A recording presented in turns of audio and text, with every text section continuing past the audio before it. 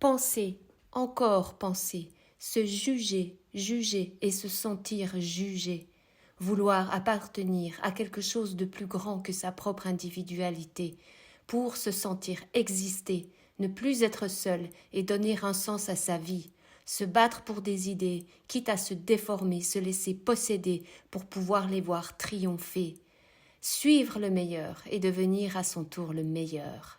Mimétisme, admiration et impression de puissance. Jouer un rôle et s'y tenir, celui du dominé, de la pauvre petite chose qui subit, geint et construit son rapport au monde en maintenant toutes les mémoires violées d'une manière ou d'une autre. Utiliser la parole uniquement pour dénoncer et ne rien en faire. Si, pleurer et encore pleurer, maintenir le statu quo. Autre scénario, rester silencieux et subir en se sacrifiant, parce que c'est ainsi qu'il en a toujours été. Identité de paille, perte d'énergie sans nom. Jouer des rôles opposés, complémentaires, qui forment la psyché collective, qui lui donnent toutes ses couleurs, une palette déviée de la lumière, séduisante à en mourir, pour mieux revenir, et à chaque fois rencontrer encore et toujours les mêmes nuances aux réactions semblables.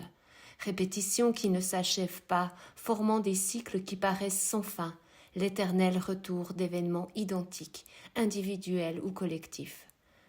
Reprendre des concepts, des idées, des phénomènes de pensée et les mettre au goût du jour, s'imaginer que la technologie nous sauvera de tout, langage binaire du bien et du mal.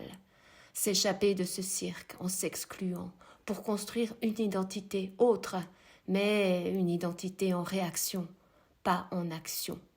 Je choisis de refuser cet enfermement qui a trop duré, causé trop de souffrance et dont la pollution est devenue la normalité, un système qui veut définir l'humanité comme imparfaite et faible, ou alors puissante et monstrueuse. Je lève les yeux au ciel, je remonte les pistes, je suis comme un chasseur marchant pieds nus.